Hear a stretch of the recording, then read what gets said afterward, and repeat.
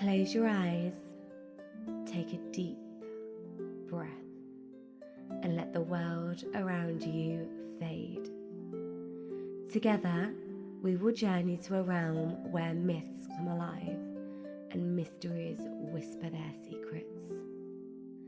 This is your moment to pause, to wonder, and to escape.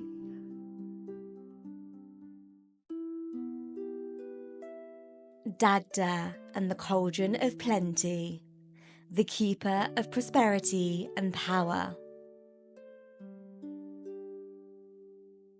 The great father of the gods.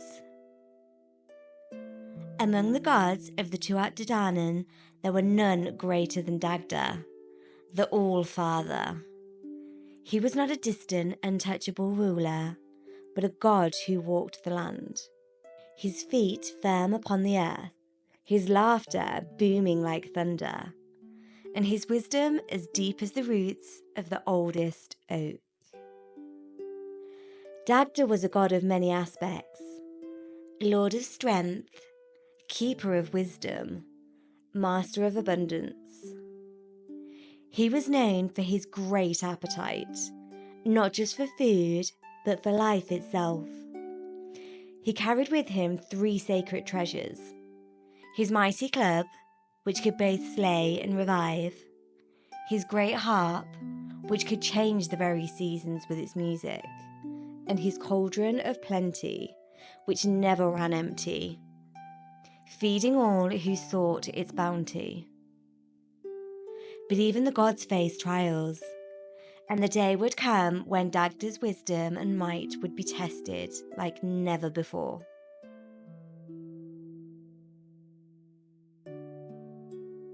The Fomorian threat. The Tuatha Dé Danann had long ruled over the land, but they were not without enemies. Across the stormy seas, from the depths of darkness, came the Fomorians, a race of monstrous beings who sought to claim the land for themselves.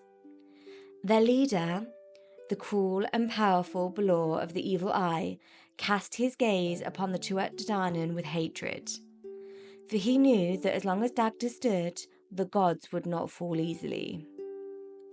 So the Fomorians devised a plan, not one of open battle, but of slow starvation. They raided the land, burned the fields, and poisoned the rivers. They stole food from the villagers, leaving the people weak and desperate.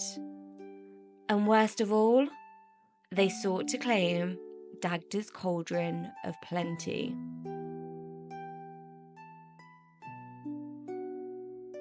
A deal with the enemy. Knowing that war would come, Dagda sought to learn more of his enemy. He travelled alone, disguised as a simple wanderer, to the stronghold of the Fomorians. There, he met the Fomorian kings, who mocked him for his great size and appetite. "If you wish to dine in our halls," they sneered, "then we shall prepare you a feast." They led him to a massive pit, filled with porridge so thick and rich that it shimmered with unnatural power. The Fomorians grinned, for they believed they had outwitted him. "You must eat every last bite, or be our prisoner," they said. But Dagda did not flinch. He took up a massive spoon and ate, mouthful after mouthful, swallowing the challenge as easy as the food itself. His belly grew round, his laughter shook the hall, and when at last the cauldron was empty, he wiped his mouth and grinned. "A fine meal," he said, standing tall.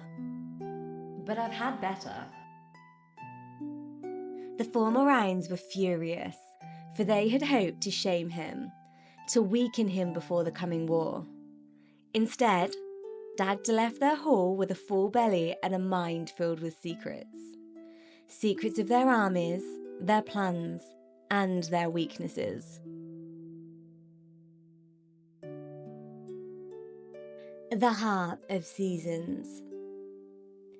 As war loomed, Dagda knew that brute strength alone would not win the day. He gathered his fellow gods, Lu, the warrior, Brigid, the flame-bringer, and Morrigan, the goddess of fate. He brought forth his great harp, whose strings could command the very elements. That night, as the Fomorian forces gathered to strike, Dagda played. First, he played the Song of Sorrow, and the Fomorians wept, their blades falling from their hands as grief overtook them. Next, he played the Song of Joy, and their weeping turned to laughter, wild and uncontrollable, their strength lost to mirth. Finally, he played the Song of Sleep, and one by one, the Fomorians fell where they stood, lost in dreams as deep as the night. With the enemy weakened, the Tuatha Dé Danann struck, reclaiming their lands and driving the Fomorians back to the sea.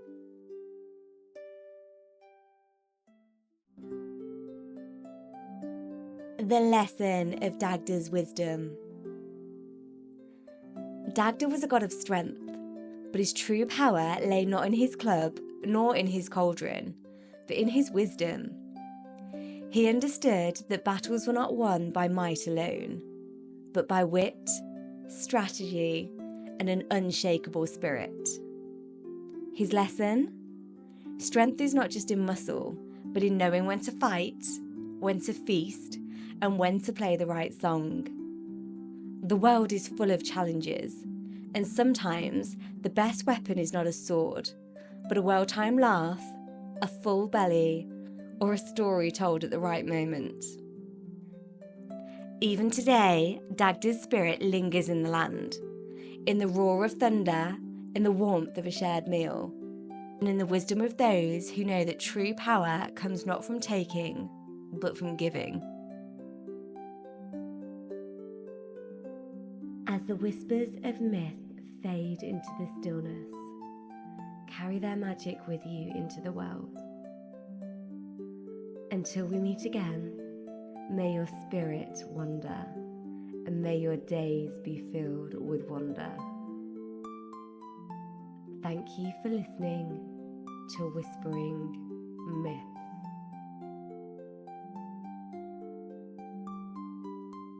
If you enjoyed this story and want to hear more, be sure to subscribe to Whispering Myths. That way, you won't miss out on any of the magical tales that I share. Don't forget to like this video and leave a comment. Thank you for listening, and until we meet again, may the whispers of myths guide your dreams.